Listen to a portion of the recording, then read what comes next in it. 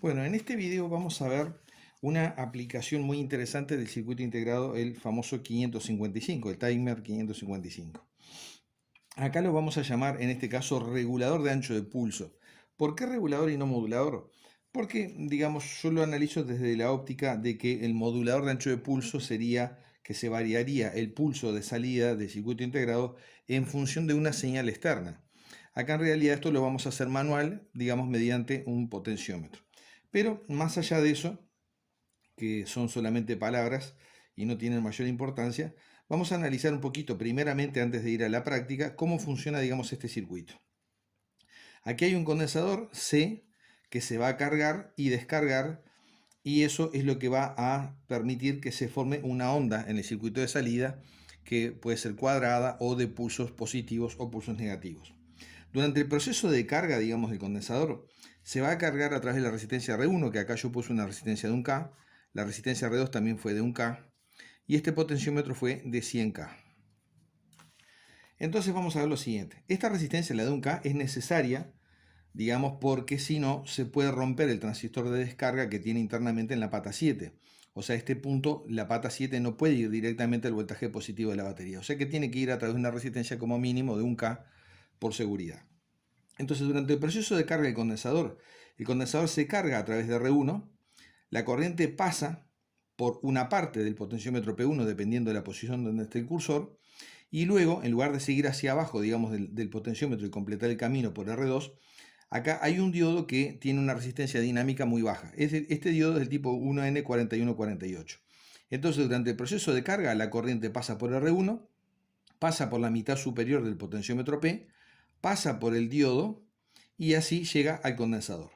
Entonces, digamos, podríamos decir que el tiempo T1, el tiempo de carga del condensador, sería igual a 0,69 por, en este caso sería R1, más, vamos a llamarle P1, la parte superior, digamos, del potenciómetro, o sea, en este caso P1, y luego por el valor del condensador C. Durante el proceso de descarga del condensador, bueno, acá por este lado no puede descargarse porque está el diodo en polarización inversa. Entonces se descarga a través, digamos, de R2 y la mitad inferior, digamos, del potenciómetro, que la vamos a llamar en este caso P2. O sea que el tiempo T2 sería igual a 0,69 por, en este caso, R2, que es igual a R1, más lo que llamamos P2, que es la mitad inferior, digamos, del potenciómetro, y luego por C. Si acá, por ejemplo, ubicáramos el control, el cursor del potenciómetro en la mitad de su recorrido, tendríamos que P1 sería igual a P2 y los tiempos T1 y T2 serían iguales. Por lo tanto, en el circuito de salida tendríamos una onda cuadrada. Al variar la posición del cursor del potenciómetro vamos a tener o pulsos muy finitos positivos o pulsos muy finitos negativos. Eso dependiendo de la posición exacta del cursor. Acá vamos a poner, digamos, un diodo LED en el circuito de salida con una resistencia en serie de 820 ohm. Esto le vamos a dar 12 volt, esto no es crítico, pero digo, para una luminosidad correcta, más o menos, con este valor de resistencia con 12 volt está bien. ¿tá? O sea que ahora vamos a verlo en la práctica, el circuito que ya está armado por completo, y vamos a ver lo siguiente. Acá en este caso ya lo tengo armado, está en funcionamiento incluso. Vamos a bajar este conector acá, esta pincita de cocodrilo y esta otra acá, así queda más práctico de ver. ¿Ven? Acá ya lo tenemos.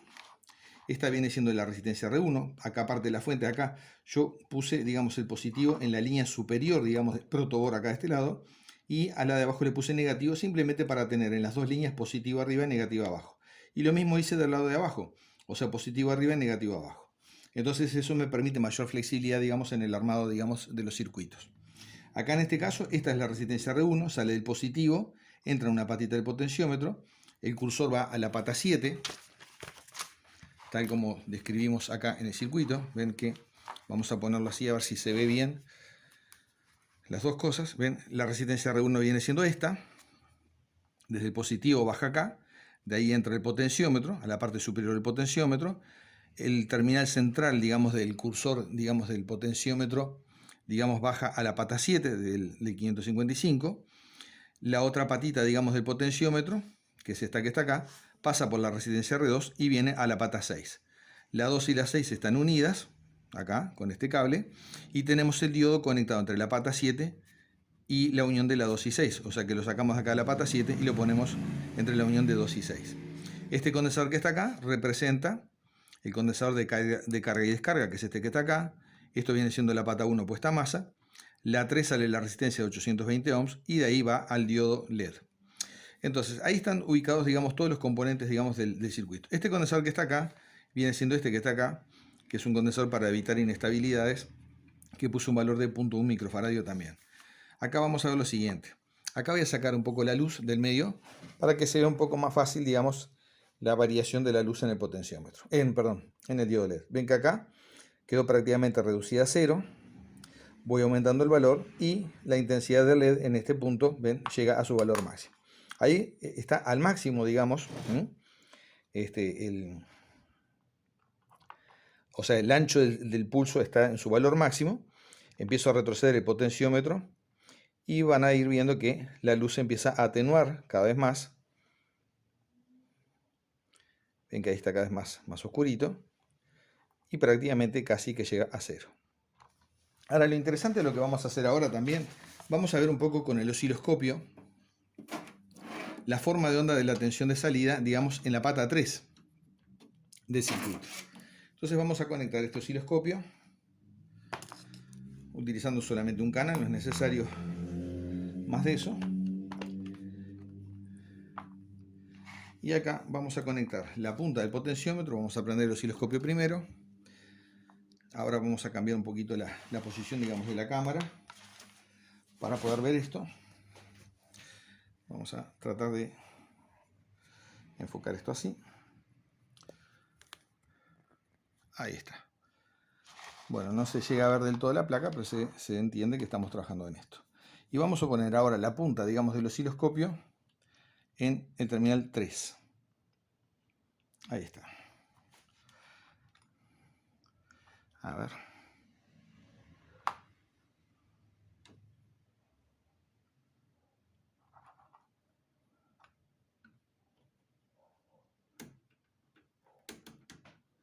Ahí está. A ver.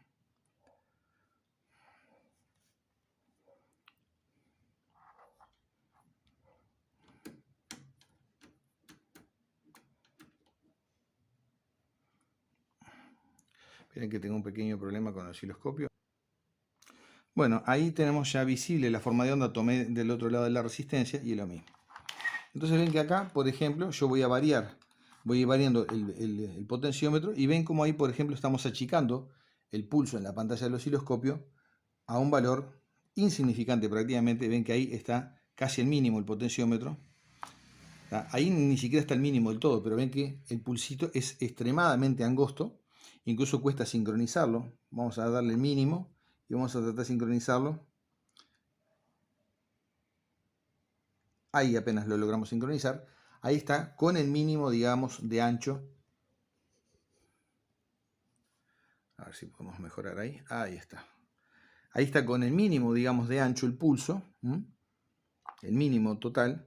Que ese ancho del pulso viene siendo aproximadamente un 1, un 2%, digamos, del valor total, digamos, del ancho de la onda. Ahora vamos a ir graduando el potenciómetro hacia la derecha. Vamos a ir ensanchando el pulso. Ven que ahí lo vamos ensanchando cada vez más.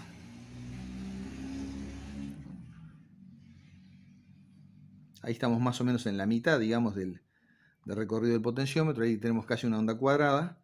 Ahora vamos hacia el otro lado y ven que la parte positiva, por decir así, del pulso se va ensanchando cada vez más y por lo tanto, en este caso equivale a justamente una mayor iluminación, digamos, del diodo LED, como vemos ahí. Pero como esa parte ya la vimos, no es lo más importante. Entonces ven que acá seguimos ensanchando, digamos, el pulso, seguimos girando el potenciómetro hacia la derecha, y ahí vemos prácticamente que, digamos, la salida del circuito integrado del 555 casi que está conduciendo todo el tiempo. No va a llegar a un periodo, digamos, de decir el 100%, porque está esa resistencia de la R2, en que ahí se dificulta incluso hasta sincronizarlo, ¿no? De tan finito que es el pulso. Vamos a darle un poquito para atrás. Ahí está. Vamos a ver si lo podemos afinar más todavía. Ahí casi, ¿no? Bueno, ahí está bien finititito. Ahí estaría más o menos en un ángulo prácticamente de un 98%, digamos, de de la conducción máxima, digamos, del ancho total del pulso. Entonces ven que esto es un buen regulador, digamos, de ancho de pulso. No llega al 100%, no va del 0 al 100, pero va más o menos del 1 al 99 o como máximo del 2 al 98% del total. Para aplicaciones, digamos, de control de velocidad de motores, por ejemplo, podría ser muy útil, o por ejemplo, como regulador, digamos, de intensidad de una lámpara incandescente, podría ser. Acá lo estamos haciendo con un diodo LED, pero si agregamos los circuitos correspondientes, digamos, de excitación como para una lámpara incandescente, perfectamente bien lo podríamos hacer, digamos, de esta manera. Yo le he dado aplicación práctica a este circuito en controles de motores, por ejemplo, de corriente alterna, no para motores, digamos, de carbones, sino que, o sea, para motores de escobilla no, sino para los motores de inducción, o sea, por ejemplo, los motores de corriente alterna de fase dividida, que no son controlables mediante un dimmer, y de esta otra manera sí se pueden controlar. Una vez hace muchos años hice una placa nueva para un caminador, que no se conseguía un repuesto original, y se le hizo un circuito, digamos, de este tipo, muy similar a esto, y con eso se regulaba perfectamente bien, digamos, el ancho, digamos, del pulso y por lo tanto la velocidad del motor. Es cuestión también de ubicar correctamente el valor de la frecuencia, que eso lo podemos hacer simplemente, porque para no tocar la parte de las resistencias, lo podemos hacer cambiando el valor, digamos, del condensador de carga. Si ponemos un condensador mayor, la frecuencia va a bajar, y si ponemos un condensador menor, la frecuencia va a subir. Acá en este caso, vamos a ver más o menos cuánto estaría la frecuencia. Acá vamos a contar las divisiones en sentido horizontal. Tenemos 1, 2, 3, 3,8. 3,8 divisiones. Vamos a sacar la cuenta con una calculadora. Son 3,8 divisiones. 3,8 por la base de tiempos dice 2 milisegundos. 2 por 10 a la menos 3 segundos. Tenemos 7,6 por 10 a la menos 3. El inverso de eso son 130 ciclos aproximadamente. 131 da el cálculo directamente. 131 ciclos. Con este valor seguramente para un control de velocidad de un motor de corriente alterna lo más probable es que funcione bastante bien. En un video posterior vamos a intentar justamente hacer esa prueba y veremos qué resultado da. Primero vamos a armar un circuito como para excitar, digamos, una lámpara de 230 volts y después vamos a tratar de probar con un motor de corriente alterna. Bueno, por este momento, por este video es todo. Es un circuito muy útil realmente y tiene muchas aplicaciones. Espero que les sea de utilidad.